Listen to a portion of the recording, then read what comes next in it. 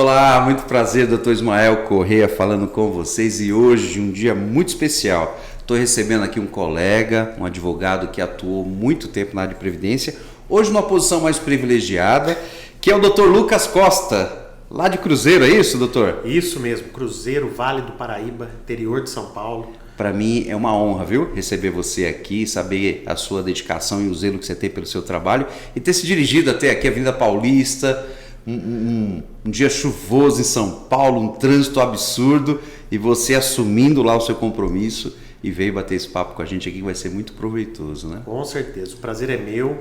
Agradeço ter aceitado o meu convite, ambos convite. E é bom passear aqui na Cidade Grande de vez em quando. De vez em quando, doutor? Não se vê mais nessa correria, doutor? Puxa vida, hoje tudo digital, tudo no home office, só verdade. de vez em quando mesmo. Muito bom. Gente, o doutor Lucas Costa, hoje na posição de conselheiro, né, doutor? Da Junta de Recursos da Previdência Social. Faz tempo isso já, doutor? Perfeito. Estou como conselheiro do Conselho de Recursos desde maio do ano passado. Desde maio. Um ano agora que eu estou amando o cargo, amando a atividade e espero que tenham muitos anos pela frente ainda. Ah, terá sim. Fazendo a aplicação da lei previdenciária para os segurados. Com o pouco que nós já conversamos, a gente percebe que o doutor tem muito conhecimento, muita capacidade, então vai ser de muito proveito até para os advogados e para os segurados, né?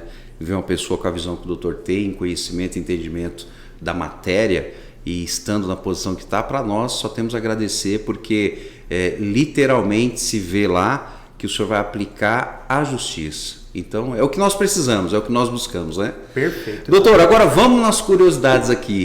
Muito diferente estar advogando e hoje estar julgando. Muito diferente. Diferente e a visão que nós temos da legislação previdenciária estando do lado do julgador, obviamente que a lei é a mesma, mas na hora de interpretá-la, o julgador ele pode utilizar as nuances da lei para chegar na análise daquele caso concreto. E nem sempre essa nuance é a que o advogado está colocando no processo, né? Nós podemos interpretar a favor do segurado, que é representado por um advogado, mas não da forma que ele coloca. Essa subjetividade é bem interessante. Até por isso eu não concordo com essa nova onda de inteligência artificial, de julgar processo por meio de robô. Tem que ter a subjetividade para atingir esse objetivo. E é nessa humanização que se vê a grande diferença, né? De se aplicar na prática o que é o entendimento ali, né? A inteligência artificial acho que demora um pouquinho para chegar nesse nível, né? Acho que sim, né? Tomara, na velocidade que está. O senhor falou uma coisa aí muito interessante. Então tem muitas situações lá que chega para o senhor sendo defendida por advogados. Deixa eu puxar um pouquinho para o meu lado aqui. Eu advogo há muitos anos também, mas atuei há muitos anos sem ser advogado na área da Previdência Social. É comum encontrar lá em algumas petições a identificação só de um consultor previdenciário? É comum isso lá? É comum acontecer. Inclusive, vejo petições lá no conselho mais bem elaboradas às vezes pelo consultor do que por aquele advogado que às vezes não é especialista, que está se aventurando, fazendo para um tio, para um parente, vizinho, para um colega. Exatamente. O consultor, por ele trabalhar apenas com aquilo, pois ele não pode advogar em outras áreas, sim, ele se dedica, creio que ele tem que se especializar mais para ele conseguir o êxito naquela causa. Porque são poucos, pelo que eu vejo na experiência, poucos advogados especialistas mesmo na área previdenciária e que você pega aquele processo bem instruído, com uma petição enxuta que você entende. Existe sim. Interessante o senhor falar, porque isso é o que eu sempre falo, né? Que a área previdenciária ela é uma área muito vasta e você tem até grandes possibilidades de, até a última instância, não sendo advogado. É lógico, com conhecimento e capacidade técnica. Porque não adianta você falar, eu tenho diploma de bacharel em Direito, vou trabalhar com Previdência sem estudar, sem se preparar. E o comentário que você me fez agora aqui só reforça exatamente o que eu venho falando. Você está dizendo para mim que presenciou petições melhor elaborada de um consultor, ou seja, de um bacharel, ou de alguém ali da área social, um contador, alguém da administrativa, que tem o conhecimento objetivo, conhecimento técnico e aplica melhor que um advogado, não por ignorância do advogado, mas que não se preparou para aquela área. Perfeito. Eu vejo que os advogados estão muito engessados, vamos dizer assim, em colocar jurisprudência, em colocar doutrina num recurso administrativo. Que tem um amparo só de normativa, né? Perfeito. E se ele focasse no fato, olha, o INSS negou por isso, analise aquilo. Às vezes, não só de contadores ou de despachantes, mas às vezes um recurso simples do próprio segurado naquele campo do meu INSS. Aquela telinha, né, que você escreve ali. Que ele coloca, olha, o meu benefício foi negado porque o meu PPP não foi aceito. O julgador, quando pega aquilo, ele fala, opa, então é ali que eu tenho que olhar. Já ganhou tempo na análise. Exatamente. Diferente do advogado que pega este mesmo caso e coloca citação doutrinária, mostrando jurisprudência. O que é a aposentadoria especial. Poxa vida, não que isso não seja importante, sim, mas para o julgador que tem muitos processos para julgar, que tem metas de julgamento, quanto mais objetivo, quanto mais conciso for, creio que seja melhor. Pelo menos o meu entendimento pessoal. A gente tem que ter a analogia de uma petição inicial, né? Ela tem que ser simples, objetiva e enxuta. Perfeito. Né? Porque não dá para eu chegar para o doutor e te ensinar normativa. O doutor é capacitado para isso. Sou obrigado a saber. O doutor está lá por mérito e sabe disso. O que eu preciso explicar para o doutor objetivamente, que aquele caso, aquela situação, houve um equívoco de análise, de interpretação, e eu vou apontar onde está esse equívoco e justificar aonde o meu argumento tem que ser aceito e provido. Não é isso? Perfeito. Tem um jargão, dê-me os fatos que ele dou o direito, né? Pode Sim. ser utilizado também na seara administrativa. Exatamente. Dê-me os fatos que eu lhe mostro onde está o direito. Exatamente. Perfeito. A grande dificuldade que eu vejo, doutor, e aí a gente percebe isso na prática. Os advogados têm a leitura do judiciário. Então ele formatou aquilo, que ele aprendeu aquilo, ele praticou aquilo, ele vive aquilo, e ele fala, pô, a Previdência tem que aceitar esse artigo, tem que aceitar esse comando, né? E ele joga essa estrutura jurídica para dentro da esfera administrativa, coisa que aí ele confunde, ao invés de ajudar, elucidar, esclarecer. Perfeito. E aí o que o doutor me fala, que o simples argumento ali do segurado falando, às vezes é mais efetivo do que a forma que o advogado coloca. Vocês viram que eu sempre venho falando isso para vocês aí, agora eu tenho um especialista aqui me dando validação para isso, né, doutor? Nós temos algumas legislações que nós não somos vinculados. Instruções normativas do INSS, nós não temos vinculação a elas. Sim. Então a pessoa que vem, obviamente que se for para favorecer a situação do segurado, nós podemos. Entendo. Mas se for para prejudicar, nunca. Pois é sempre bom colocar isso em pauta, porque gera muita discussão. São órgãos completamente desvinculados. O INSS é uma autarquia federal e nós, do Conselho de Recursos da Previdência Social, nós somos vinculados a um ministério. Inclusive não tem nenhuma vinculação. Eles, obviamente, de acordo com a lei, eles têm que seguir as determinações Sim. dos votos nossos, mas nós não temos nenhuma vinculação. Eles devem obrigações ao Conselho, à Junta de Recurso, à Câmara Recursal, porém o inverso não é recíproco. Não é recíproco. Nós somos um órgão de controle jurisdicional do INSS. Doutor, essa deixa que você me deu aqui me abre a mente até para elucidar. A visão de quem está de fora é muito maluca. Ela entende assim, ó. Imagina lá a vara, a primeiro grau e o segundo grau. Perfeito. Dá a entender que é a mesma coisa. Perfeito. Essa é a maior confusão que fazem. E na Previdência também dá a entender que é a mesma coisa. INSS, junta, perfeito. Por quê? Até se confunde com a questão física do ambiente, né? Quando você vai em um determinado lugar, por exemplo, aqui na região de São Paulo, tem departamentos da Junta de Recurso que era no mesmo prédio. Perfeito. Não, o recurso é interposto no site do INSS. No site do INSS. Então fica essa confusão. Mas olha que esclarecimento maravilhoso. Sim. Então são órgãos independentes. Que um tem domínio sobre o outro em razão de, aplica-se isso ou decidimos isso. e o inverso, INSS para Câmara ou para Junta, ou melhor, Junta e Câmara, não é verdadeiro. Perfeito. Não há hierarquia entre eles. Sim. Apenas disposição legal de que as nossas decisões eles devem cumprir. Perfeito. Perfeito, Exatamente. muito bom. Interessante, doutor. E como é que está a leitura hoje? Hoje a gente percebe que migrou-se tudo para o digital, né? Tudo digital. Existe hoje um ambiente físico onde se avalia isso? Como é que se dá a estrutura interna hoje lá? Perfeito. Doutor? Hoje em dia, o Conselho de Recursos ele é 100% digital. Todos os conselheiros trabalham home office da sua própria casa. Obviamente que nós podemos ser chamados a alguma reunião, a algo presencial, mas a regra é telepresencial. Inclusive não, especialmente pós-pandemia. Antes da pandemia, eu ainda não estava no conselho, mas as reuniões eram presenciais. Os processos ainda eram físicos e os julgamentos se davam de forma presencial. Inclusive, sustentações orais de advogados, do próprio segurado, eles tinham que comparecer no prédio da Junta de Recursos, que muitas vezes era dentro do prédio de alguma do INSS. estrutura da estrutura do INSS, e aí é confusão, né? Exato. Como é que eu vou recorrer para um órgão que já disse não? Se o INSS já negou, vai negar de novo. E aí muita gente deixa de utilizar esse caminho, né, doutor? Achando Perfeito. que, eu sou a moda antiga, doutor, mas sempre vendo o novo. Eu não abro mão de recurso. Não abro mão. A gente sabe que a Previdência Social, você pode fazer 4, 5, 6 requerimentos e não há limite para isso. Né? E antigamente, doutor, eu vou ser sincero, por uma questão de sobrevivência, quando não era digital, em alguns casos eu entrava com 2 pedidos de aposentadoria simultâneo. Um na agência A, outro na agência B. O que saísse primeiro me satisfaz. O que não pode, obviamente, é receber 2 benefícios da mesma origem lá.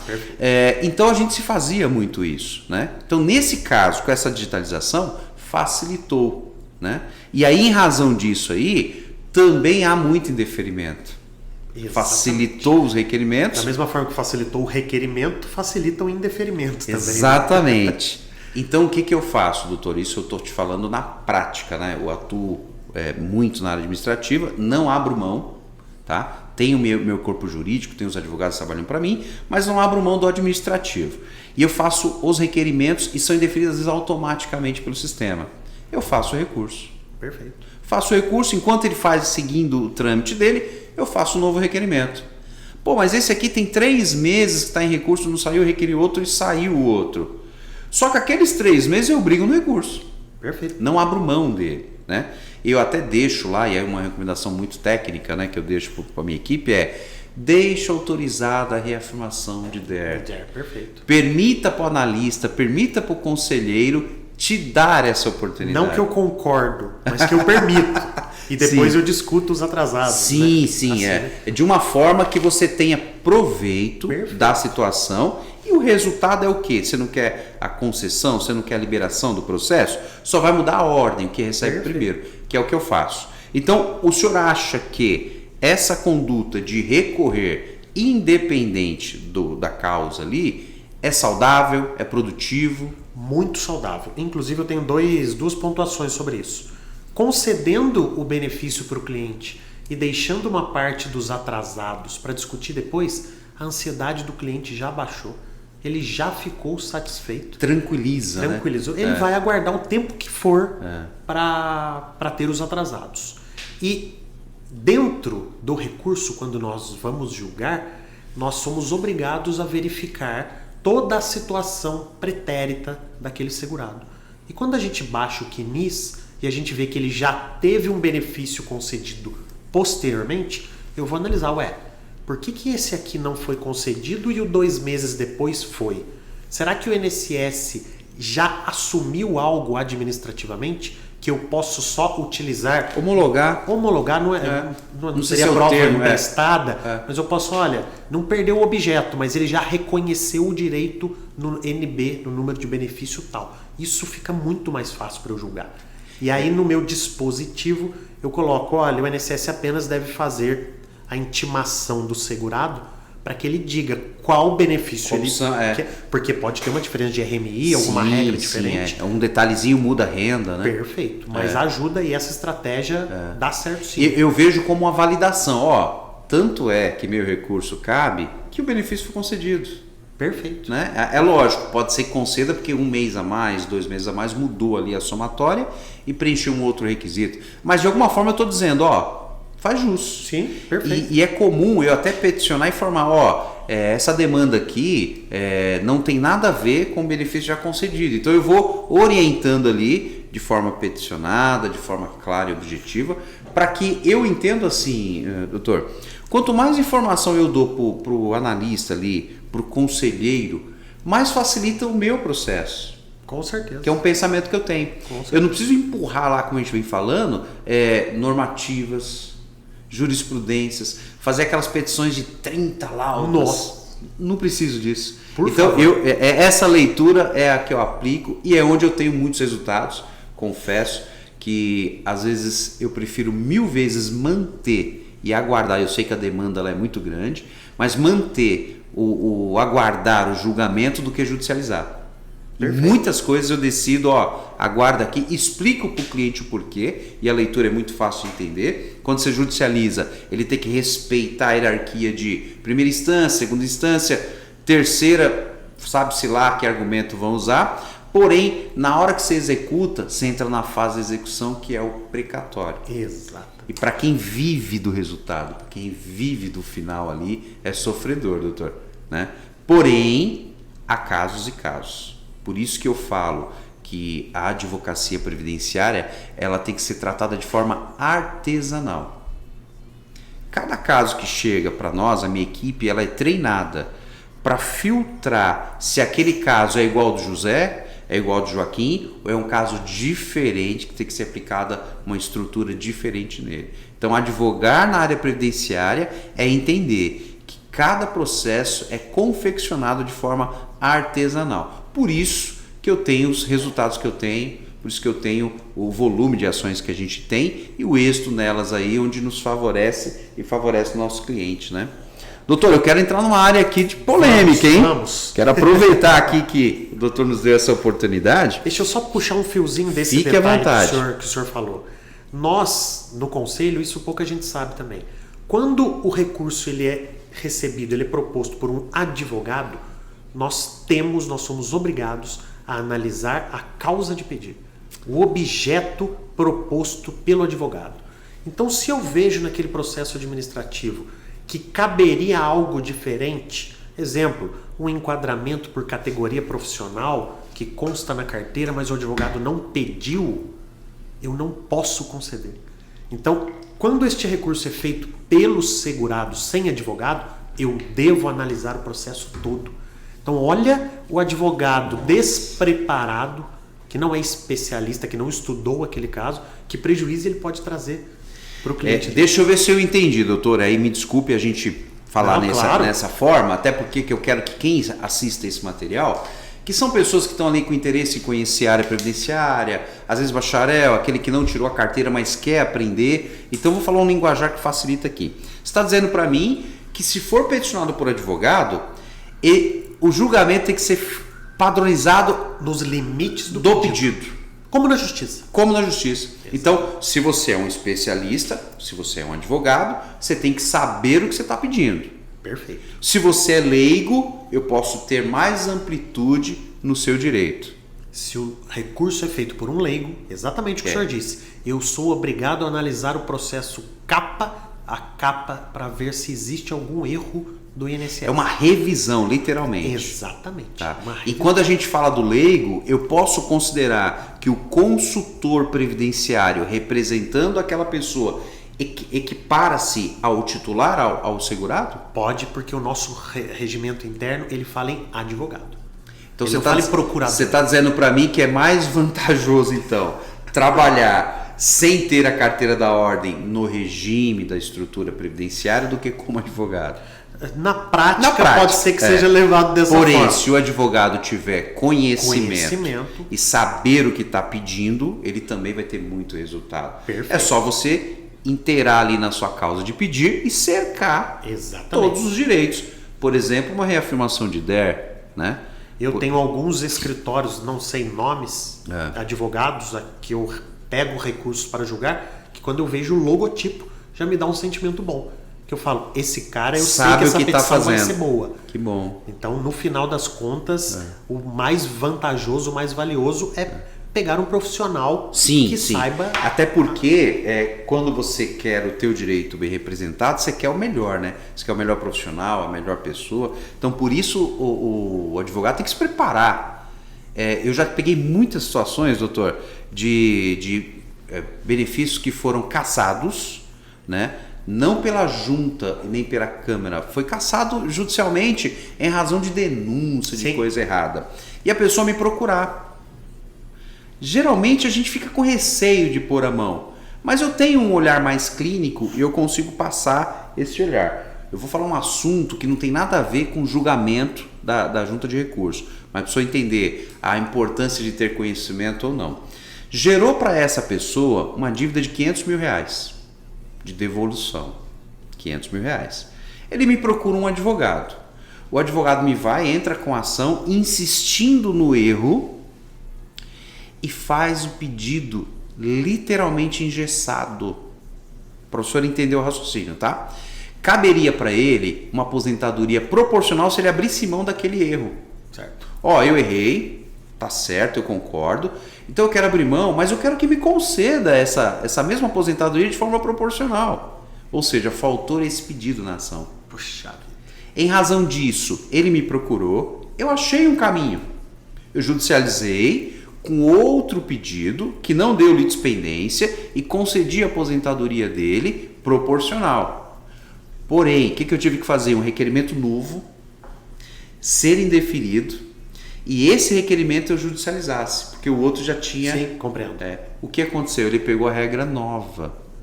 Então a aposentadoria dele, R$3 mil, foi para salário mínimo. Puxa. Só que a dívida de R$500 mil manteve. Se o advogado tivesse conhecimento de causa, perfeito, nessa maneira de pedir, nessa fundamentação de pedido dele, iria manter uma dívida, porém menor, com a concessão do benefício de 70% proporcional com a renda da época. Ou seja, de 2.000 e quase 3.000 cairia para uns 2.200, a dívida de 500 cairia para uns 100, 120 mil, ficaria feliz, né? Quer dizer, não totalmente feliz porque cortou o benefício, mas se livraria de um problemão. Ficaria satisfeito. E infelizmente, a falta de conhecimento desse profissional gerou esse problema gigante para o meu cliente, que eu consegui resolver de uma outra forma, porém não tão satisfatória, né? Mas como ele dependia disso para a renda, já tinha mais de 70 anos quando isso aconteceu, foi o que restou fazer. Mas eu sentei com ele e falei, o teu problema está aqui. Infelizmente eu tive que ser verdadeiro com ele, falei, o problema está aqui.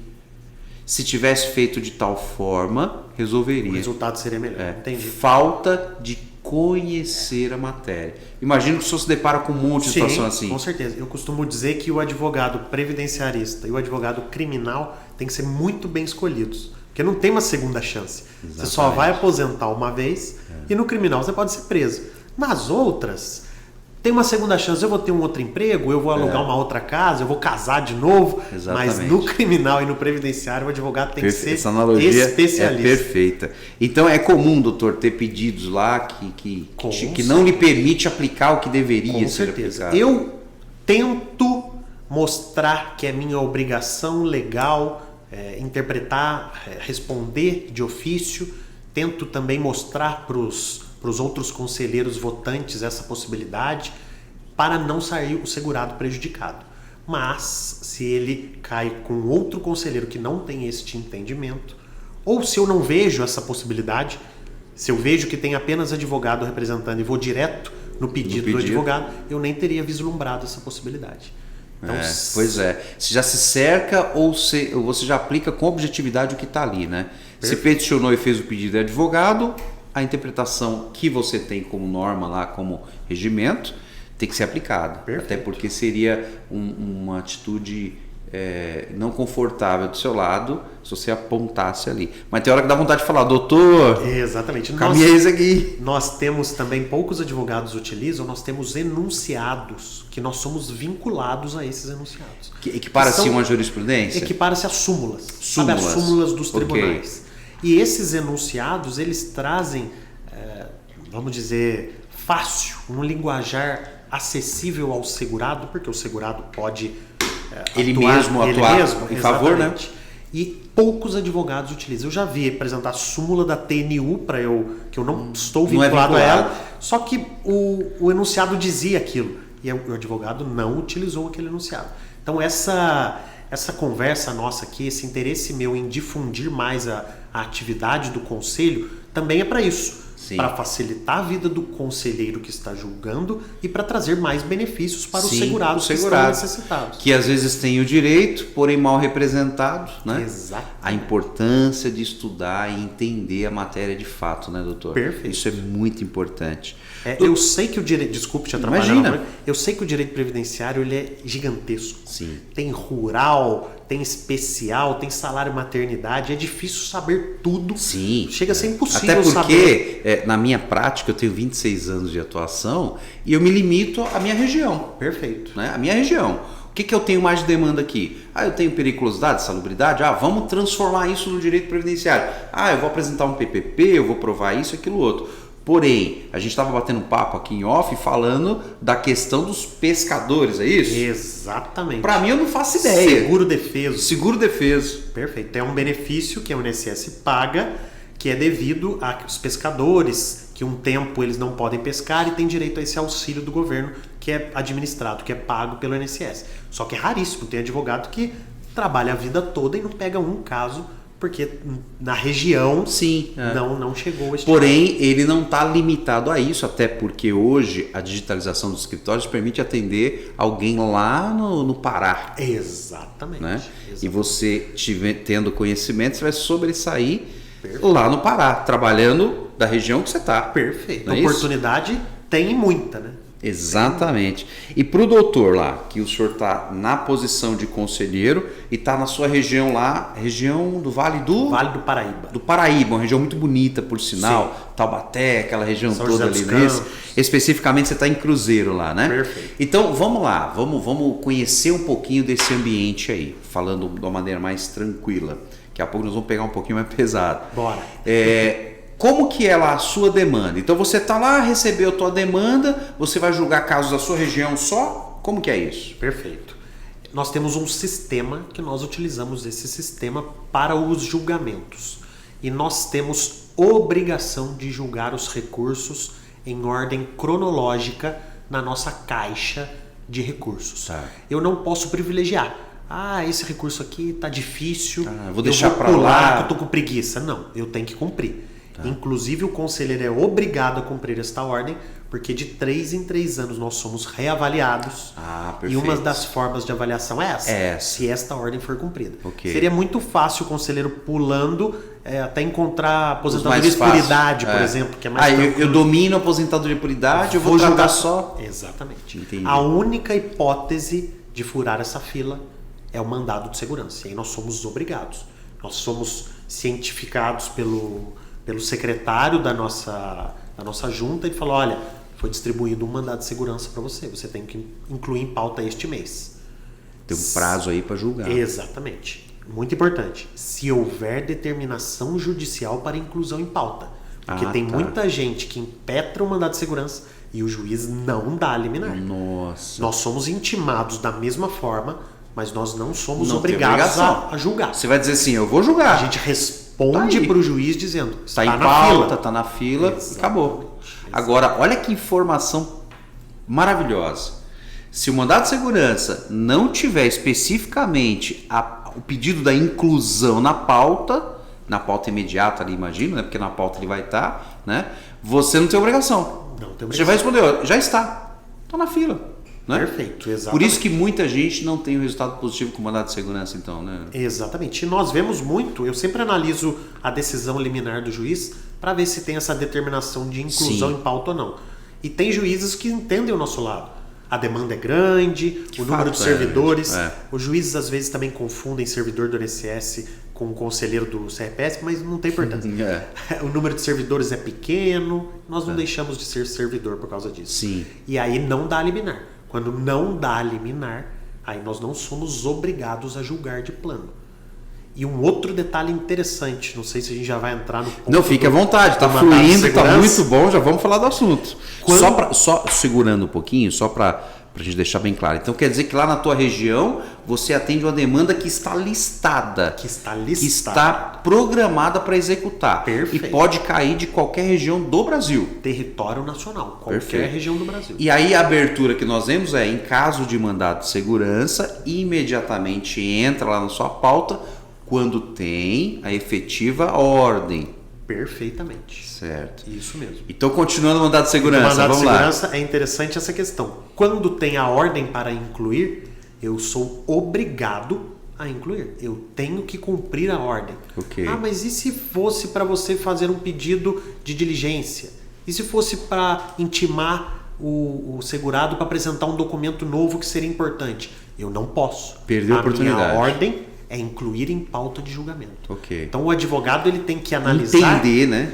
se aquele processo está 100% apto, maduro para ser julgado. Perfeito. Não fomento o mandado de segurança porque eu acho que o segurado que está sem advogado, ele é prejudicado, pois o segurado que está com advogado passa na frente dele, Sim. neste caso. Então, vamos manter O mandado de segurança é um instrumento que você tem que usar quando realmente, é o que eu penso, viu, doutor? Quando realmente é necessário. Porque senão fica um instrumento banal ali, perde a função dele e os juízes vão começar a negar esse direito em razão de falar, o que você está me pedindo é o que está acontecendo com todo mundo. Aguarde-se a fila. Perfeito. Né? Eu já vi casos de juiz citar o INSS, mas já de pronto já dá a decisão. Entendi. Citou, mas enquanto ele está se manifestando, ele já falou, acontece isso. Você vê que é sincronizado. Ele apresentou a defesa dele e já tem a sentença, porque o juiz já sabe de toda essa estrutura, que é a nossa deficiência hoje, né? A estrutura previdenciária hoje demanda de falta de mão de obra. Perfeito. Isso é fato.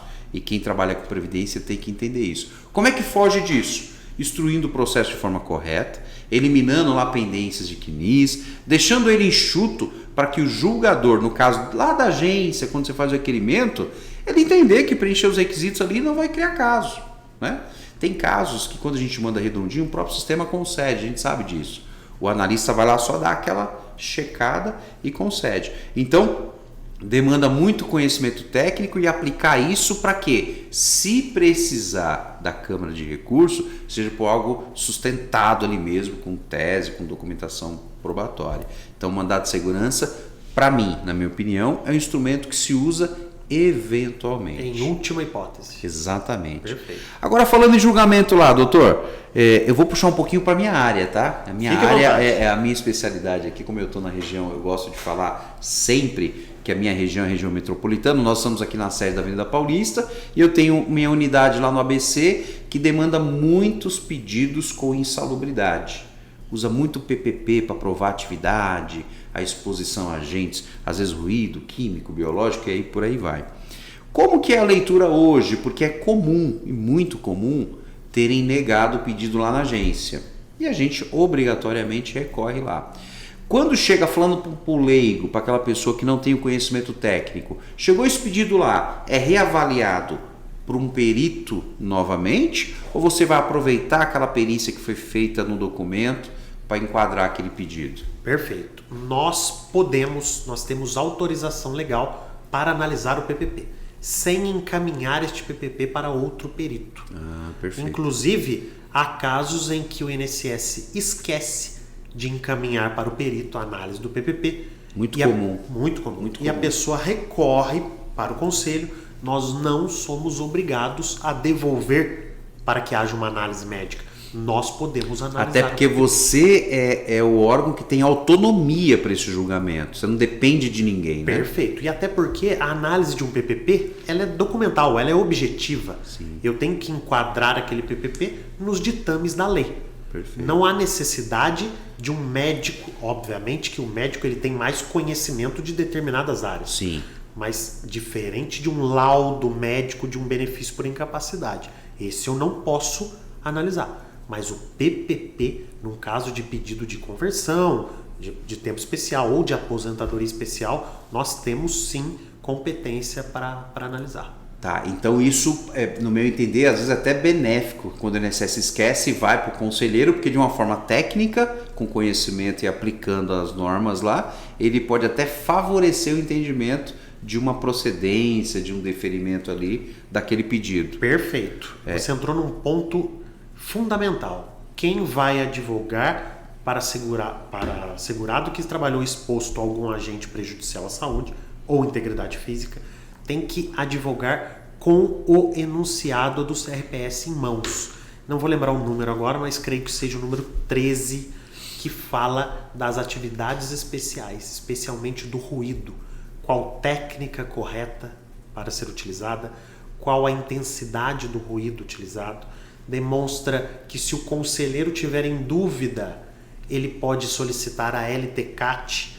Isso pode abrir uma possibilidade do advogado ou do próprio segurado apresentar. Então, da mesma forma que eu julgo com este enunciado debaixo do meu notebook, verificando diariamente, pois é difícil não dá para decorar, né? Não tem condição. O advogado também deveria julgar. Seria o instrumento dele de aplicação de aposentadoria lá. Perfeito. Se ele me mostra que no PPP está exatamente como manda no enunciado, eu sou obrigado a determinar o enquadramento, porque eu estou vinculado a esse enunciado. Independente de perito médico, de analista médico, independente. Independente, exatamente. Interessante. Às vezes a perícia médica federal não enquadrou porque aquele período o PPP não estava preenchido com o CRM do médico, sabe, uns detalhes. Sim, assim. Aquele detalhe que é irrelevante para aquele contexto, porém ele tem que aplicar a normativa dele lá. Perfeito. Eu já julguei, inclusive, PPP sem essa informação, mas que o advogado, muito interessante isso, entrou no site do CRM, imprimiu uma consulta de que aquele responsável era médico inscrito desde o ano tal e anexou ao processo. Falei, olha, substituiu a prova que deveria estar no PPP.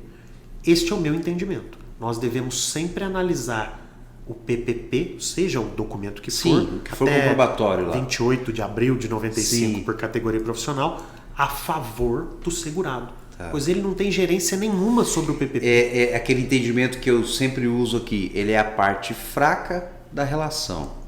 Essa é a leitura que se tem. Perfeito. Existem mil motivos para uma empresa não colocar a informação correta no PPP. Sim. Tributária. Defesa trabalhista. Perfeito. E aí vai, né? Cada um usa o seu argumento. Exatamente. E eu tenho que analisar isso sob o princípio da precaução, o princípio Sim. da prevenção. Sim. Já estamos falando aqui em Na questão algo técnica, exatamente, né? constitucional, digamos Isso, assim, né? Porque o hipossuficiente é o segurado. É ele que ralou, que deu a saúde dele em prol da empresa, então nós E temos ele não que... pode ficar refém de uma falta de informação por parte do empregador. Perfeito, hein? Eu aplico isso, doutor, por isso que eu também tenho muitos resultados favoráveis aí, que é uma presunção ali de inocência, né? Ó, eu trabalhei, tá aqui, a minha carteira tá dizendo que eu sou ajudante de forno, trabalho com, sei lá, com caldeira, sou caldeireiro. Pressupõe-se risco, né? Perfeito. E a empresa fala assim, não, eu não vou te dar o PPP, ou dá errado, né? E aí eu uso muito. Aí é a hora que eu quero que você me ajude nisso aí. A prova emprestada, que às vezes fazemos por JA, né, em alguns casos, né, que é a justificação administrativa, ou eu junto lá em fase de recurso. É comum também isso? É menos comum. Tá. Nós podemos utilizar a prova emprestada se comprovar que aquele segurado que está vindo à prova emprestada realmente estava exposto aos Sim. mesmos riscos dos que nós estamos julgando. Sim, mesma função, mesma atividade, mesmo setor. Tem que ser muito... É como se fosse na área trabalhista, vamos falar aqui, o paradigma. Perfeito. Tem que ser... Perfeito. Nós, diferente dos juízes, nós não temos o poder de interpretação tão ampla como o judiciário. Judiciário, sim. Exatamente. Eu já vi casos na justiça de um benefício ser negado porque o juiz viu que o segurado tinha uma televisão de plasma na casa dele e não pode receber LOAS quem tem uma televisão de plasma. Nossa. Eu já vi isso. Nós não podemos sequer entrar nessa discussão. Nesse mérito. Nós estamos nas 4 linhas da lei. Sim. Nós somos aplicadores Preencheu o requisito, ok. Não preencheu... subjetividade mínima É conosco, exatamente. Entendi. É interessante, doutor, porque olha que doideiro que eu vou falar agora, tá? Gosto. Eu já tive casos que eu tomei improcedência na ação judicial e eu ganhei a procedência no recurso. Mesma causa de pedir, mesmo direito, com interpretações diferentes. Né? Esse é o ser humano, né? Essa é a subjetividade. Porém, a minha procedência, o meu deferimento lá, foi embasado exatamente nas 4 linhas. Eu não mudei nada. Perfeito. Eu contei a mesma história para um, contei a mesma história para outro. A pessoa aplicou o que estava determinado. Perfeito. E uma interpretação pessoal, no caso judiciário, levou a improcedência. Trouxe o prejuízo. Perfeito. Né? Então, é muito comum ter esse tipo de caso. Por isso que eu aconselho, quando a pessoa está trabalhando nessa área previdenciária, que eu falei aqui, que é um caso que você tem que aplicar de forma artesanal, ter a sensibilidade. Poxa, isso aqui eu vou até a última instância da Junta de Recursos, da Câmara Recursal. Pô, isso aqui eu sei que o entendimento não é esse, eu vou judicializar. E quando o doutor trabalhava na área, que hoje acho que é impedimento, né? Sim, hoje há. Tinha essa interpretação também? Não. Não? Vou ser bem sincero. Quando eu advogava contra o INSS, a minha cultura era a seguinte: o cliente já me traz o indeferimento administrativo e eu vou judicializar. Ponto final. É o que o senhor já fazia? Era o que eu fazia. Nunca tinha ido para o Conselho de Recursos. Olha que interessante isso. Interessantíssimo. Fui estudar o que era o conselho, como eu chego com o meu recurso no conselho, quando eu fui estudar para o concurso para passar no conselho. E hoje eu me arrependo, às vezes eu... era isso que eu queria ouvir do doutor. Às vezes eu até fico assim, puxa vida, Dona Maria, lá ainda aquele processo que eu Puxa perdi em vida. 2016, Poderia- aqui eu ganharia. Dessa forma... Prestem atenção, olha que informação nós temos aqui. Então é muito comum, gente, ter a sensibilidade e manter ali o recurso até a última instância. Eu faço algumas consultorias, doutor, e presto mentoria também. E tem uma das pessoas que eu estruturo lá, a organização dela de escritório, que eu faço toda a gestão, né? A minha mentoria, ela dá a gestão completa, desde contratar um funcionário até fazer você ficar especialista naquele ramo. Legal. E uma das coisas que ela falava assim, nossa, doutor, então tem uns casos aqui que eu já vou judicializar. Eu falei, não, calma. Primeiro passo, tá no prazo de recurso administrativo? Tá, faço o recurso. Mas o que eu vou falar? Não deu tempo nem de eu ler ainda. Vai lá e escreve assim, não concordo com o indeferimento, tendo em vista, já possui o direito, blá, blá, blá. Ponto. Só isso? Só. Porque essa informação que você me passou, eu já aplicava ela há muito tempo. Tá? Como nós estamos falando num podcast, é uma conversa, eu quero que você fale sem que eu interrompa, mas muito conteúdo aqui a gente já aplica. Perfeito. E por isso que tem o resultado. Você vai na contramão daquele pensamento quadrado de judicialização. E aí, poxa, mas mesmo assim, ó, eu vi aqui, já indeferiu, eu vou recorrer para eles mesmo? Calma, você não está recorrendo para eles mesmos, essa é outra estrutura. Ué, mas eu lembro que a junta de recurso era em cima do prédio da... Aí você tem que explicar toda essa demanda e aí eu vou provando que 90% dos casos do recurso administrativo eu tenho êxito. Por quê? Eu ignoro o pensamento do analista, vou lá no enunciado, no que me dirige, fundamento aquilo de forma harmoniosa, objetiva e deixando liberdade no pedido. Perfeitíssimo. Que é o que a gente faz. Então, o que você vem falando aqui só me ajuda a entender que eu estou no caminho certo, estou ensinando certo, porque a sua fala agora me deixou feliz. Apesar de você falar, poxa, se eu tivesse feito isso lá atrás, eu entendi que eu estou no caminho certo. Então, não há como, doutor, aí nesse caso, fazer essa analogia de prova emprestada, no caso. Ou há? Há a possibilidade, é bem enxuta essa possibilidade, Sim. se ficar comprovado. Imagine um PPP de um outro funcionário da mesma empresa que trabalhou no mesmo setor no mesmo período. Ok. Entendeu? Eu consigo interpretar aquilo a favor do segurado e, obviamente, eu tenho que convencer os meus pares. Sim, no porque dia da você não sessão. vota sozinho, né? Exatamente. No dia da sessão de julgamento, nunca utilizei dessa forma, mas vejo que há possibilidade, não há vedação quanto a isso. Nesse tipo, eu estou perguntando porque eu quero aproveitar o teu conhecimento aqui e dar essa informação tão valiosa aí para quem está assistindo a gente aí. O que acontece? Na judicialização, eu consigo prova emprestada até de uma outra empresa. Então, por exemplo, eu pego lá o ferramenteiro da empresa Y, Perfeito. o ferramenteiro da empresa X e faço por analogia e o juiz entende ali e acaba dando ali o deferimento. Este poder nós não temos. Tá. E essa interpretação seria na justiça mesmo. Tá. Conosco, no Conselho de Recursos, algo bem objetivo. Mesma empresa, esse é o meu entendimento. Sim. Obviamente que pode ter Sim, algum conselheiro, e da mesma forma que pode ter um conselheiro que não entenda da maneira que você e não pensa. utilize nem a prova emprestada. Exatamente. Eu, a depender do caso, eu utilizaria sim. Pois o enunciado mesmo diz isso. Nós temos que analisar o conjunto probatório. Se o conjunto probatório está nos levando a crer que aquela pessoa realmente trabalhou exposto àqueles agentes, nada mais justo que enquadrar. Perfeito, então muito bom. Então nesse caso, o meu comportamento é, quando eu preciso de prova emprestada, eu já sei que o recurso eu vou ter dificuldade. Por quê? Às vezes o cliente chega para você, não é tão simples, ele não te traz tudo pronto. Você tem que cavar, vai cavando, aquela entrevista que você tenta arrancar dele. Encontra reclamações trabalhistas contra a empresa. Aquelas pesquisas que você vai fazendo, o LTCAT que a empresa não dá, você descobriu que lá na ação trabalhista tem um laudo que alguém fez. Então você vai ali minerando, né? Por isso que eu falo que nós temos que aplicar de forma artesanal, caso a caso. Certo? Então, em razão de prova emprestada, o meu entendimento é exatamente esse, de levar para o judiciário quando eu tenho embasamento para isso, certo? Agora, é comum lá nos recursos que o doutor recebe lá, fazerem pedidos aleatórios, alternativos? Aí é curiosidade minha, Sim, tá? entendi. É comum lá? É muito comum. É inclusive comum eu receber pedidos que sequer é objeto daquela demanda.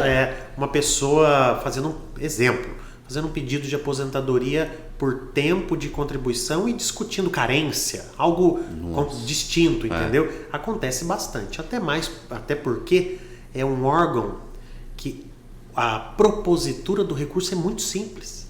Com um botão apertado... Já fez.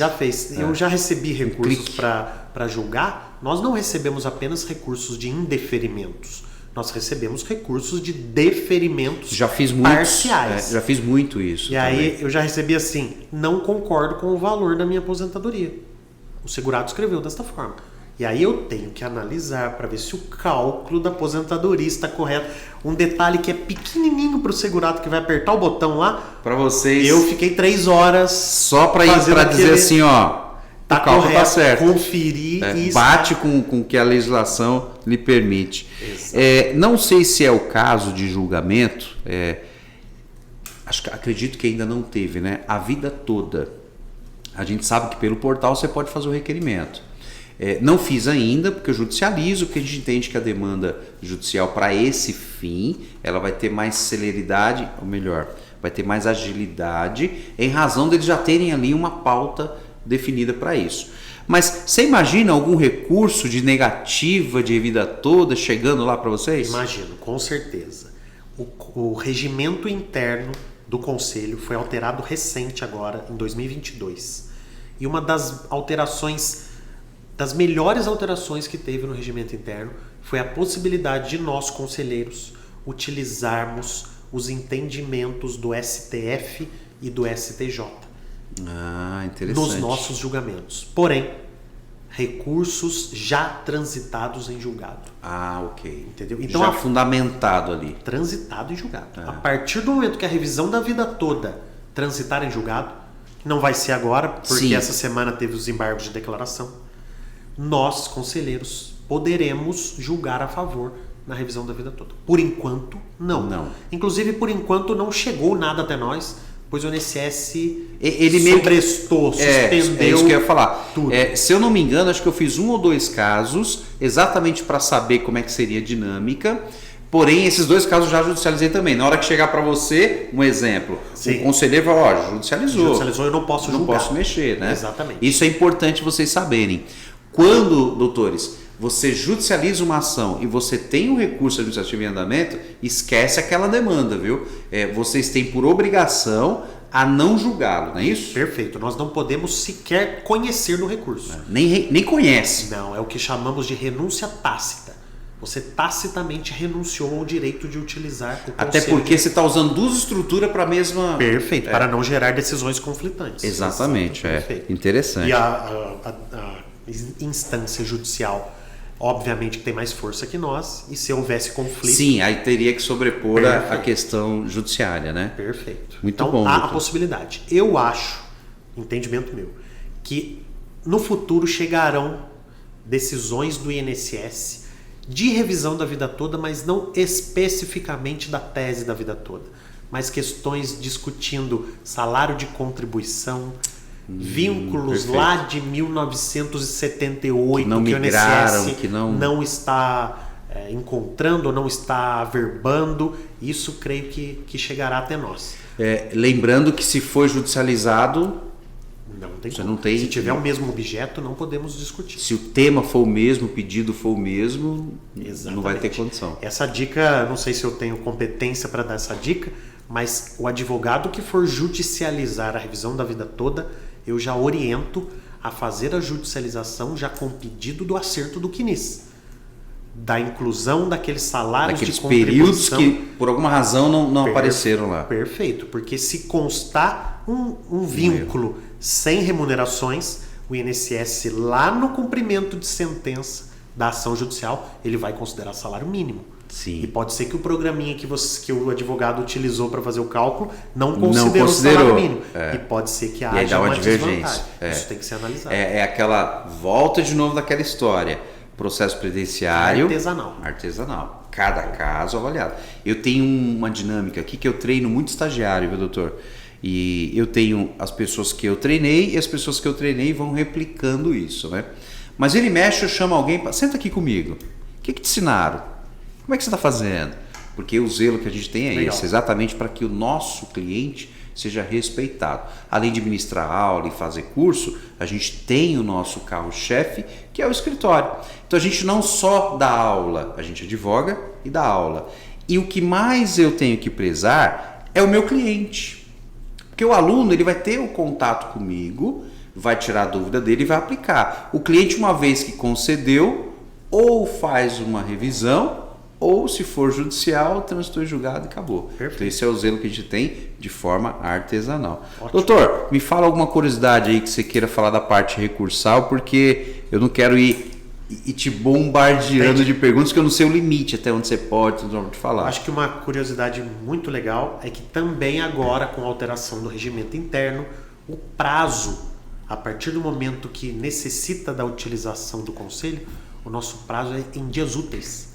Então, aqueles 30 dias que a pessoa, que o segurado ou que o advogado tinham para requerer, para apresentar esse recurso, passou a ser em dias úteis. 30 dias úteis para apresentação do recurso ordinário. Então não é 30 dias corridos. Não, 30 dias úteis. Muita gente faz a confusão se lá para cumprir a exigência perante o INSS também é em dias úteis. Não.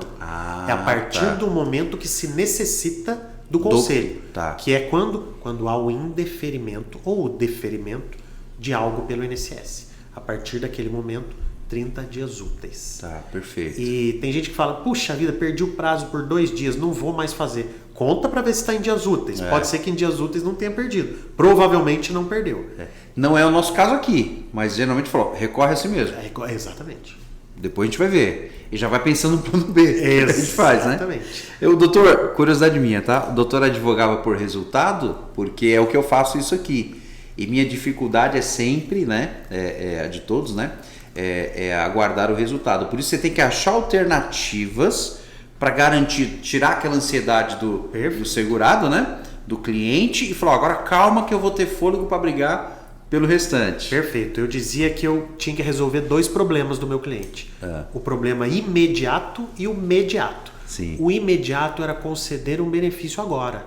Perfeito. As parcelas vencidas, melhorar a RMI, a gente vai discutir judicialmente, vai discutir no conselho, aonde for. Mas agora eu quero colocar o dinheiro na mão no seu bolso lá. Exatamente. Perfeito. Eu ainda advogo na área trabalhista e eu tento levar desta forma também. com alguma liminar de Sim, reintegração, um ou alvará, alguma coisa. implementar em folha de pagamento um adicional de insalubridade e posteriormente brigar pelos atrasados, sim. desta forma, porque a ansiedade do cliente, eu vislumbro isso na advocacia, é o maior inimigo nosso, mais que o juiz. É a ansiedade, depois os vídeos de YouTube que passam informações equivocadas. O doutor Ismael falando lá, mas você tem Não, direito, esse não né? passa. Não, o que passa informação equivocada. É verdade. Esses nós. É verdade. E É o que mais tem, né? Exato, tem muito, tem muito. Então a fonte tem que ser confiável. É por isso do rigor, né, da publicidade, da advocacia, o rigor, e a gente zela por isso, porque a gente sabe que tem muita gente que vem, doutor, eu vi aqui um vídeo falando, aí você fala, mas da onde é? Não, eu não sei, eu vi lá. Perfeito, eu vi que eu tenho direito a uma revisão de aposentadoria. Nossa. 14º. Não, porque eu vi lá falando que tem o 14º, mas aonde? Não, desculpa, porque eu tenho cuidado, assim, ó, eu não vi ainda, me mostra que eu quero ver. Sim. Aí a pessoa não sabe mostrar. Não, tá aprovado, 14º. É São muito as comum. lendas, né? Os mitos. Doutor, deixa eu te tirar uma outra. Eu vou abusar da tua boa vontade, que eu gosto. percebi que você é bem solícito e eu fico feliz com isso, porque eu quero que quem esteja nessa audiência, não sei quando que vai ouvir, mas vai falar, poxa, que conteúdo interessante, me ajudou, me elucidou. Em fase de recurso, lá na junta de recurso, a gente sabe que judicializando, em alguns entendimentos, eu posso juntar um PPP na minha ação lá. Coisa que não apresentou lá no INSS, eu posso juntar ou apresentar algo ali que ajude a comprovar aquele direito de insalubridade especial, seja lá o que for. Como que é hoje o entendimento lá no julgamento pelo julgador lá, pelo conselheiro? Legal, essa é uma questão interessante também, pois nós tivemos a alteração agora do decreto 10.410. Agora não, né? Em 2020. Sim, recentíssimo. recente, né? 2020, exatamente. É verdade. Em que permite não, obriga o INSS e nós, conselheiros, a alterarmos a data de entrada do requerimento daquele benefício em caso de apresentação de uma prova nova, de um documento novo. Deixa eu pontuar aqui e você vai explanar isso pra gente. Então, em caso de apresentação de documento novo, tem que se alterar a data alterar a data do requerimento para aquele momento. Para aquele momento. Que foi juntado. Isso traria para o segurado o prejuízo de financeiro, perder aquelas parcelas. Aquela entrada anterior lá. Perfeitamente. Então esse é o entendimento. Esse é o entendimento legal e nós devemos cumprir isso. Sim, lógico. Só que aí vem a interpretação. O que é documento novo? O que é uma prova nova? E o entendimento da minha composição e o meu entendimento é que a prova nova, que não é considerado prova nova, o que já tinha chegado ao conhecimento do INSS antes, seja neste mesmo requerimento que está sendo discutido ou em outros requerimentos, ou que o INSS tinha o dever legal de abrir uma exigência para que aquele segurado apresentasse. Oportunizado, né? Oportunizado, exatamente. Tá. Um exemplo que nós sempre utilizamos é o do indicador de que aquele segurado estava trabalhando exposto a algum agente. O indicador do CNIS. Do CNIS, exatamente. Consta lá no CNIS, o empregador desta pessoa recolheu o imposto devido da aposentadoria especial. Sim. Essa informação chegou até o INSS. No CNIS desta pessoa fica lá marcado indicador lá. o indicador que aquela pessoa trabalhou exposta, recebendo insalubridade. Recebe por isso Exatamente. Neste caso, se esta pessoa não apresentou um PPP e foi apresentar lá no futuro, eu entendo que esta data de entrada do requerimento não deve ser alterada, não deve ser prejudicada a situação dessa pessoa. Pressupõe-se que o INSS já tem essa informação. Pressupõe-se que o INSS já tem e que ele deve exigir a apresentação do PPP. Ele vai oportunizar a juntada desse documento. Perfeito. E seria uma interpretação prática que favorece o segurado quando tem todos os elementos ali indicando. Exatamente. E o serviço do advogado é este: comprovar para o servidor do INSS ou para nós conselheiros que já havia indícios, que já havia naquele processo algo que remetia àquele documento e que por isso ele não pode ser considerado documento novo. Um exemplo bem legal é do segurado que entra com o pedido de aposentadoria junto com o pedido de pagamento de contribuição de contribuinte individual lá do passado. A pessoa às vezes fez o pedido desta indenização em 2019 e foi concedido pelo INSS em 2021. Quando que vai ser feito o pagamento dessa guia? Em 2021, quando Sim. foi gerada a guia. Sim. O INSS vai e altera a DER. Não é o correto.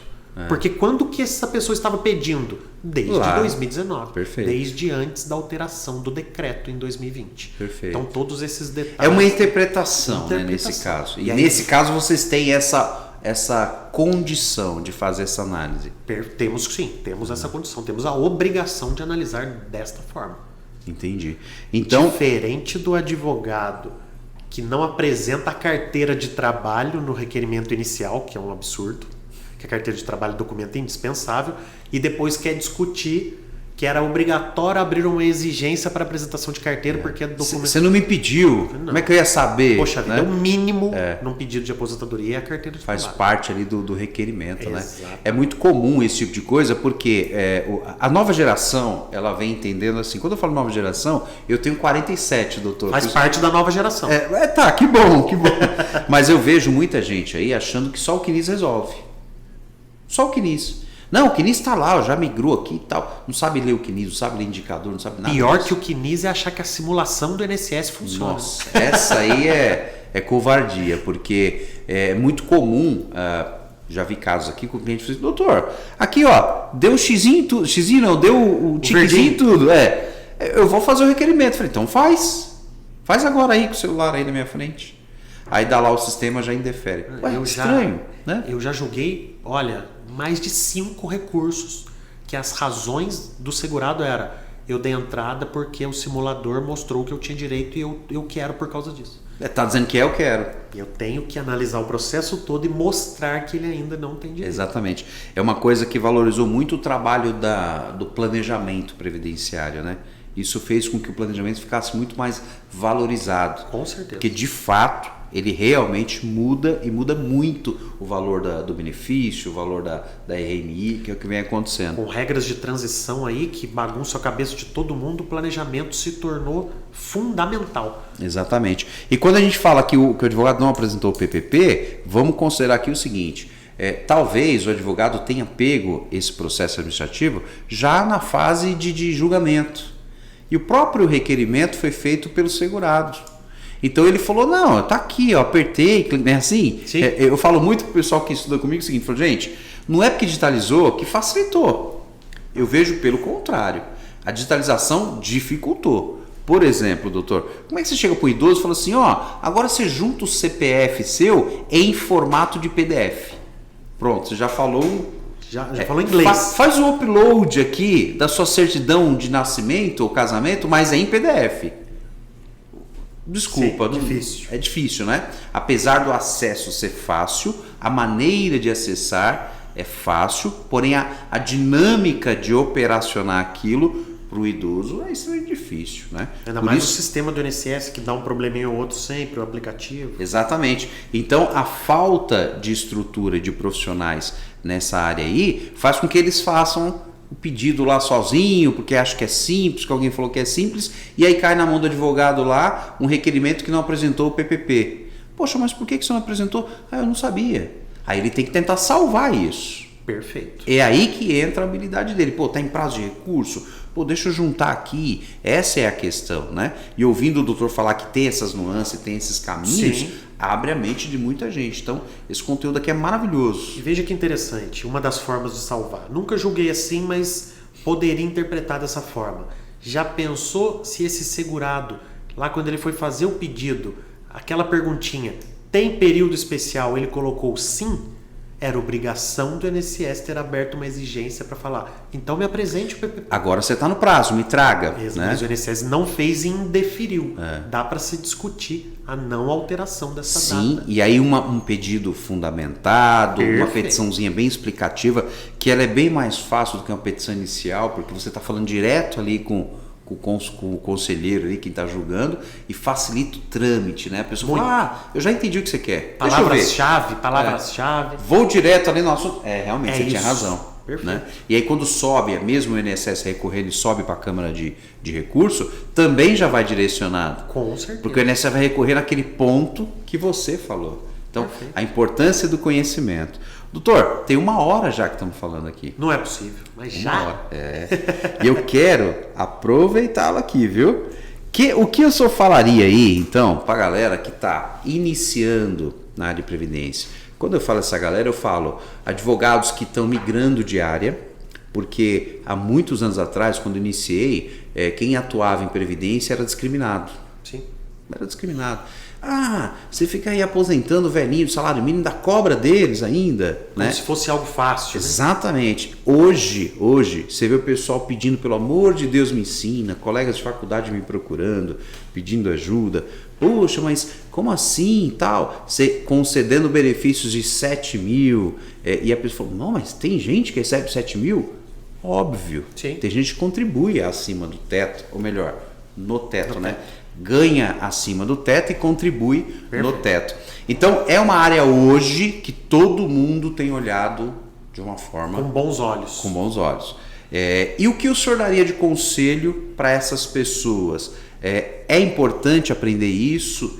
É fundamental? Muda a vida? Como Sim. que é isso? Eu acho interessante essa discussão nossa. Repito, quanto mais fomentarmos o estudo do direito previdenciário, melhor é a prestação de serviço do advogado, melhor é o meu trabalho, melhor é o trabalho do servidor do INSS e tudo entra numa cadeia, num círculo virtuoso. Né? Virtuoso, exatamente. Perfeito. Então, a área previdenciária, ela é a melhor área para se trabalhar no Brasil, entendo eu. Sim.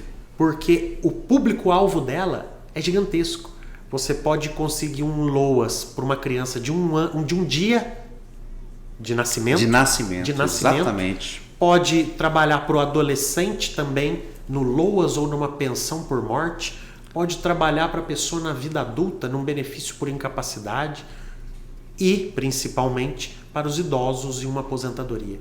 Então, é a única área do direito que abarca todas as faixas etárias, vamos dizer assim. Todas as fases da vida. Todas as fases da vida, todas as dores estão protegidas pelo seguro social.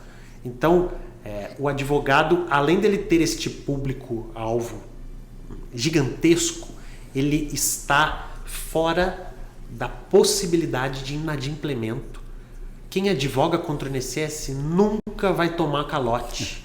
Todas as ações são executáveis, Exato. Seja administrativa, seja judicial. Perfeito. Aquele advogado que trabalha no cível, que consegue uma indenização de R$1 milhão, mas o réu não tem nada no nome, de que adiantou? Contra o INSS isso nunca vai existir. Isso é verdade. Sempre vai haver o recebimento. E existe um projeto de lei tramitando da possibilidade de recebimento, de destaque dos honorários contratuais na via administrativa. Propriamente na via administrativa. Na via administrativa. Então, aquele seu cliente que vai lá no banco, que saca o valor, ele vai sacar só o percentual dele. O restante ficará separado para o advogado. Então, isso é uma proteção para o profissional que executou o trabalho dele, gerou o resultado para o cliente e tem essa tranquilidade. Mas eu posso dizer mais, doutor, complementando. Quando você, e aí o senhor já viveu isso na prática aí, quando você resolve um problema de um benefício para um segurado, a gratidão que ele tem pelo resultado é inexplicável. O valor que ele te paga de honorários, ele entende como assim, isso aqui é obrigação. Sim. Mas a gratidão é perpétua. Mudou a vida daquela pessoa. Exatamente. Eu tenho certeza que hoje o senhor está impedido de advogar na área previdenciária, mas deve muita gente lá te procurando ainda, né? Ainda me pergunta. Eu preciso, doutor. Eu imagino que o senhor deve falar, vai fulano, procura ciclano, tal, em razão do respeito e a ética que o senhor tem um compromisso com o seu trabalho. Mas a gratidão é eterna. Perfeito. Né? Eu lembro que na região nossa aqui metropolitana, nós somos aqui na nossa sede na Vida Paulista, e próximo a gente tinha um deputado, não vou citar o nome porque é desnecessário, que ele fez a vida dele, a carreira política dele, toda voltada no idoso. Legal. Ele contratou advogados, especialistas, e dava assessoria de previdência, concedia benefícios, em troca ele ganhava os votos. Legal. Ele atuava pelos votos. Sim. Né? Ele trazia um bem para aquela Exatamente. E isso, se você chegar hoje lá, não é minha pretensão, mas uma pessoa que atua em previdência, se o nome dele for levado naquela casa que aposentou o avô, a avó, o tio, o pai, a família inteira vota nele. Perfeito. Ou essa pessoa, ele não só aposentou, ele trouxe vida, dignidade pro meu parente. Perfeito. Meu parente estava aí largado, aí, ó, triste, né, cabisbaixo. Isso fez com que trouxesse uma nova vida. Sim, o benefício previdenciário, ele nunca vem num momento feliz da vida, né? Exatamente. Ele vem na velhice, ele vem na morte, vem na incapacidade. Então esse benefício que chega para o cliente chega com muito mais força e reflete nisso que você acabou de dizer. Perfeito. E aí, doutor, falando na área que eu gosto de falar aqui, que muitas vezes eu tenho um público aqui, que é aquele público que, por alguma razão emocional, uma razão de circunstância da vida, não conseguiu ainda passar no exame da ordem. E aí tem várias explicações para isso e a gente sabe como é que funciona. A OAB hoje ela não avalia sua capacidade, dá a entender que ela avalia mais o seu emocional, seu estado de emocional ali do que conhecimento. Porque às vezes a pessoa fica por uma questão, duas questões, e o nervosismo não consegue fazer a peça ali na hora certa. E não mede a competência daquela pessoa, o conhecimento. Exatamente. E aí você vê a pessoa desanimando, largando de lado essa postura dela. Eu não nasci para isso, não estou nisso. E aí eu vejo o senhor falando que pega casos lá no Conselho de Recursos, que são pessoas que são consultores previdenciários, são pessoas que aprenderam a lidar com a deficiência do mercado, absorver o conhecimento, que sem conhecimento não dá para dialogar com o consultor, sem conhecimento você não consegue provar para o consultor que aquele indeferimento foi errado, que deve ser corrigido, né? E aí ele aprendeu essa atuação e está trabalhando e ganhando o dinheiro dele, né? E aí ouvindo o senhor, que é conselheiro, falar dessa forma, eu falo, poxa, que bom. Sim. Estamos no caminho certo. Eu tenho pessoas que fazem mentoria comigo que passaram no exame da ordem muito tempo depois, mas confessaram para mim, poxa, eu passei no exame da ordem, mas eu vi que eu já estava ganhando dinheiro, eu já executava isso. Então para mim foi de forma natural, porque tirou o peso dele, a responsabilidade dele de passar no exame da ordem. Lembrando, viu, doutor, tenho um respeito enorme pela nossa classe. Eu, como advogado, defendo a nossa classe e digo que tem sim que estudar para tirar lá, para prestar o seu exame e tirar a sua carteira. Você tem que sim terminar esse ciclo da sua vida, mas ele não é o único requisito para você ganhar dinheiro. Perfeito, né? Concordo. Então, eu defendo muito isso, aplico isso e vejo na prática alunos falando, agradecendo. A carteira está aqui, mas é um detalhe, que eu já estou atuando. O senhor vê dessa forma, doutor? Vejo exatamente dessa forma e tem um plus que recentemente, não sei se no próximo ano já, o direito previdenciário entrará na segunda fase da OAB. Sim, sim. Então a pessoa que já tem uma pequena ou uma grande expertise na área vai ter uma facilidade maior na segunda fase ao fazer uma peça, ao responder questões do direito previdenciário, que hoje ainda não temos a possibilidade, sim, mas em breve teremos, com certeza. Eu imagino da seguinte situação, doutor, um bacharel ali, um advogado recém-formado, sei lá, na conjuntura que ele esteja, se especializando, defendendo o direito dele, entrando com recurso administrativo no caso que foi indeferido, aquele recurso levar o tempo que tem que ser levado, a gente respeita lá a estrutura, e conseguindo para o cliente dele 80 mil, 100 mil de retroativo e cobrando os honorários devidos de forma justa e recebendo por isso um processo que passou em várias fases, que ele aplicou conhecimento e teve resultado. Sem ter conhecimento, a chance de conseguir isso é nula. Independente se é advogado, se é contador, se é despachante, o que for, o mais importante é ter o conhecimento, com certeza. E esse conhecimento, acompanhado de mentoria, é maravilhoso. Assim, porque o mentor, ele já trilhou aquele caminho, né? Ele já passou por aqueles percalços e ele pode dar dicas e nortear a pessoa para atingir o objetivo, não sei se mais rápido, mas de uma forma mais fácil. Ou pelo menos objetiva, né? De uma forma que você fala, esse é o caminho. Ah, mas está demorando. Está demorando em razão da circunstância. A demanda é muito grande, são poucas pessoas para julgar, mas o que você está pedindo faz todo sentido. É o correto, exatamente. Se cai na mão do consultor tal, se cai na mão do consultor não, do conselheiro tal, ou Y, o entendimento nas 4 linhas deve ser esse. Tem que ser esse. Perfeito. Né? Isso é importante. Então, o que eu indico? Estudar, se capacitar. Se puder, contrata um serviço de mentoria, porque para mim é fundamental. Se eu, doutor, lá no início de carreira, tivesse uma mentoria, eu fiz uma análise bem parcial aí, eu não sei se a gente tem um número exato, mas algo em torno de 6 mil processos, né? Entre administrativo e judicial. Entre administrativo e judicial em 26 anos de carreira, mais de 6 mil ações. 6 mil ações. Se eu tivesse essa mentoria, não seria 6 mil, seria 12 mil. Perfeito. Seria 20 mil. Eu fiz um cálculo mais doido ainda, doutor. Olha que cálculo que eu fiz. Eu peguei esses 6 mil e falei, poxa, imagina que cada cliente desse, eu estou falando só na área administrativa, ou melhor, só na área previdenciária, tá? Se cada cliente meu recebesse entre 1 e 5, não chega a 5, né? Mas eu fiz uma média de cálculo de salário de R$ 2.500 mês. A gente sabe que a imensa maioria é salário mínimo, mas tem muita gente recebendo Sim. valores aí que são agradáveis de falar. Mas eu fiz uma média de 2.000, 2.500 por mês. Aí eu vou precisar do meu apoio aqui. Que número nós chegamos mês de resultado financeiro? Você lembra? Se eu não estiver enganado, 12 milhões por mês. Olha, doutor, entenda o meu raciocínio. Se eu pegar a média de cada cliente meu que recebe em média R$ 2.500 e multiplicar pelos 6 mil, hoje meus clientes recebem 12 milhões mensais fruto de um trabalho previdenciário. Legal. Pô, mas você está gerando esse rombo para a Previdência?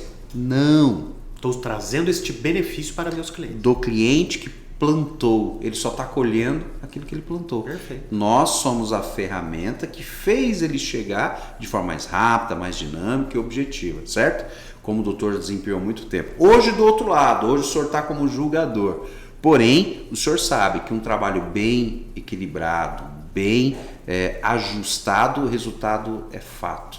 Vai receber e o valor que você recebe de honorários é a consequência daquele trabalho que você fez. Perfeito. Certo? Perfeito. Indicaria alguma outra situação, além de mentoria, além de estudar? O que mais poderíamos agregar a isso, doutor? Se dedicar, né? Sim. Não adianta ter um mentor, não adianta ter o livro, não adianta comprar o curso, se não descer os olhos nesse livro, nesse curso, se dedicar, estudar.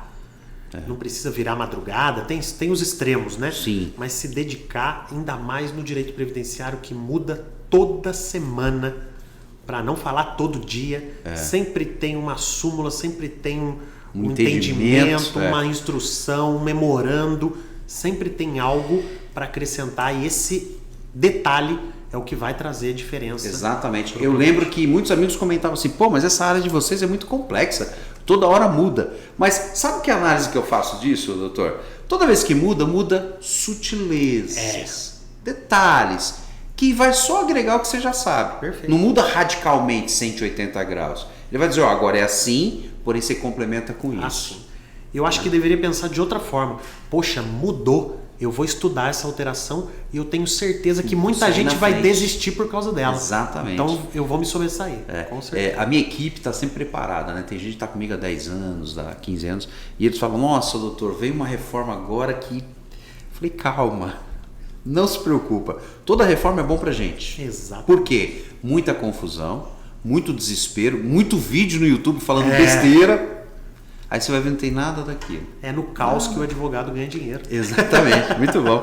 E só para complementar o que o doutor falou, nós fizemos uma pesquisa de mercado e a gente estava falando de um produto, de um benefício, que é o benefício LOAS. E nós fizemos uma pesquisa numa plataforma de publicidade, que é o Google, né? E o Google deu esses números para a gente, aí eu preciso que você me ajude de novo. 49 mil pesquisas mensais pelo benefício LOAS no Google. 49 mil. Mensais somente no Brasil. 49 mil pessoas por mês procuram o título LOAS. Puxa vida. É muita gente, Olha né? o tamanho desse público-alvo. Não assusta até o senhor, até o doutor que trabalha na área, não assusta, isso não é muita gente? Muita gente. Tem Tudo medo bem. disso aí chegar para eu julgar tudo isso lá.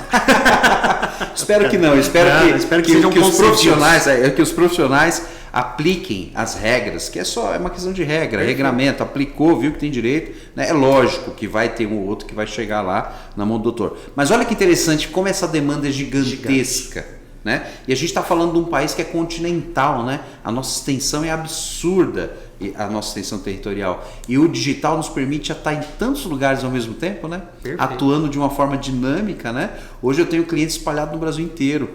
Hoje o meu cliente conversa com a gente por uma videochamada. Ele sente confiança na nossa entrevista e nos autoriza a executar o serviço dele. Aí a pergunta que eu faço, poxa, mas o senhor está onde? Eu estou na periferia de Recife. A vontade que eu tenho, doutor, perguntar, não tem advogado aí? Não tem advogado aí? Entende? Então olha o que nós estamos falando, né? Então eu fico feliz com a presença do doutor aqui, esclarecedor, um conteúdo maravilhoso, muito técnico, né? A gente sabe que muita gente que vai ver poxa, do que eles estão falando? Quando vocês entenderem o que é esse conteúdo aqui, vocês falam, nossa, abriu minha mente. Então, obrigado, doutor, por estar vindo aqui. Eu queria ver se o senhor tem algo a complementar, deixar esse tempo para o doutor, porque eu acho que eu mais falei do que ouvi. Eu gosto mais de ouvir do que falar. Então, o senhor fique à vontade aí para Eu estou saindo com o mesmo sentimento. Eu achei que eu mais falei do que ouvi. Mas então, nossa conversa foi boa. Conversa foi boa.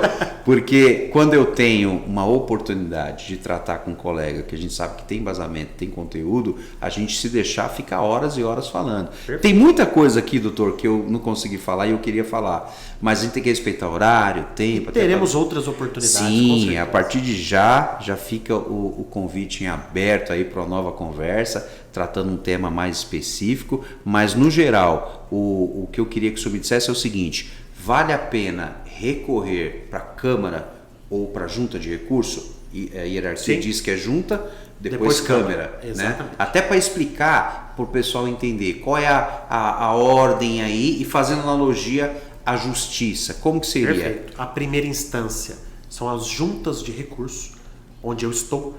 A segunda instância, as câmaras de julgamento. E a terceira instância, o Conselho Pleno, que fica em Brasília. Tá. Muito difícil chegar no Conselho Pleno, tem que ser... É uma espécie de STF. Sim. Só algo em abstrato chega lá, bem complicado. Mas até as câmaras de julgamento vale sim a pena, como nós colocamos hoje aqui, análise do caso concreto. Obviamente, cada caso sempre sim, é um caso. É dessa forma artesanal que a gente fala. E verificar, também não entramos nessa seara, mas já vi casos em que advogados dizem, eu não entro no conselho, pois o juiz aqui da minha comarca faz uma sentença em 2, 3 meses. Poxa vida, como que eu vou defender o conselho desta forma? Para nós, mesmo com toda a boa vontade dos conselheiros, é inviável. Sim. Então há essa análise. Mas se for considerado apenas o mérito, apenas a discussão que está sendo colocada naquele processo, a matéria, com certeza o conselho é sim uma forma viável de se atingir o objetivo, o benefício daquele cliente. Compensa. Sim, e eu posso complementar isso da forma prática. Eu do lado de cá consigo te dar uma ilustração que o senhor já sabe, obviamente, mas que é bom vocês ouvirem. Uma das razões que me faz ter interesse pela Junta e a Câmara de Recurso é a questão da execução.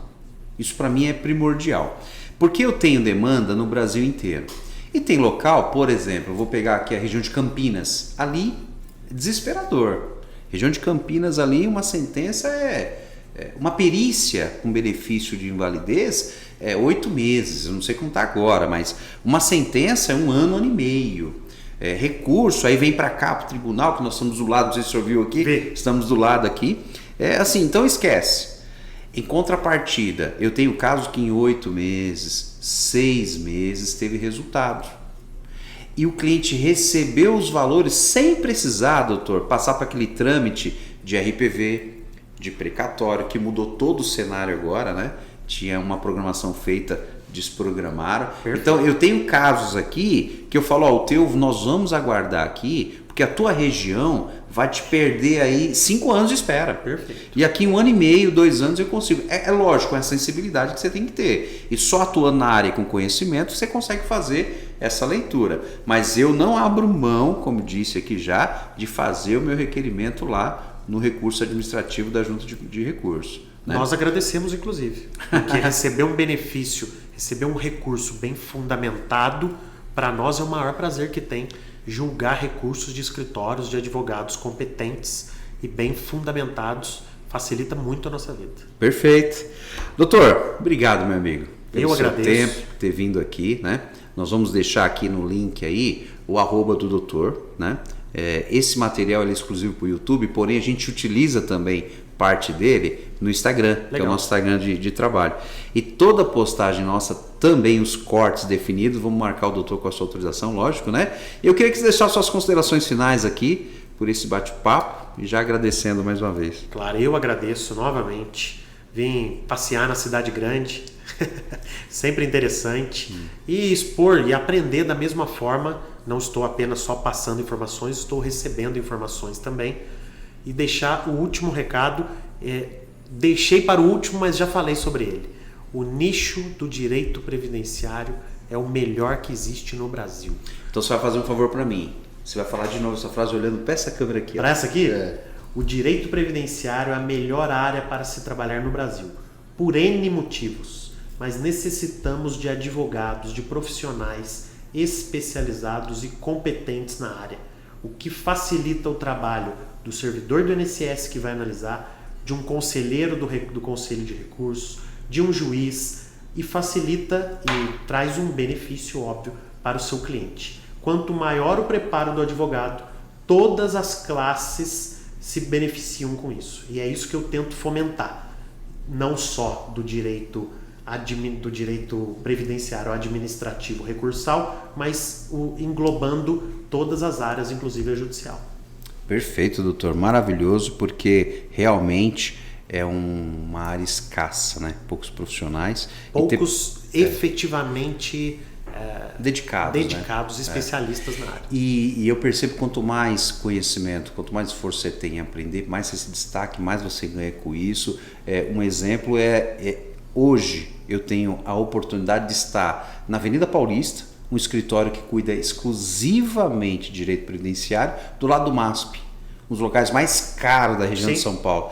Então hoje eu consigo entender a importância que é você advogar nessa área e o resultado que ela te traz, coisa que anos atrás era inviável. Só alguém que advogava para empresa, para político. Exatamente. Então ter pessoas como o doutor só agrega, né, com o teu conhecimento, teu conteúdo, e participando isso com a gente, permitindo a gente ter acesso. Para mim, eu fico lisonjeado com a tua presença aqui. Eu agradeço o convite, o aceite do meu convite também. Sim. E ter me recebido aqui. Sim, teremos mais. Gente, segue aí o Dr. Lucas Costa na rede social, você vai ter todo o link aí direcionando para ele lá. Perturbem ele, né, doutor? Fica à vontade. Manda direct que ele responde sim, pode ter certeza. Né? O Dr. Lucas é um profissional muito comprometido e a gente tem visto isso. E eu agradeço a oportunidade de estar com ele aqui, e você faça o mesmo. Abuse aí da liberdade que ele está dando, acessem ele aí e fiquem com um abraço meu, carinhoso. Não percam as oportunidades que lhe vêm, aproveitem esses conteúdos de forma gratuita, porém, quer se tornar um profissional de verdade?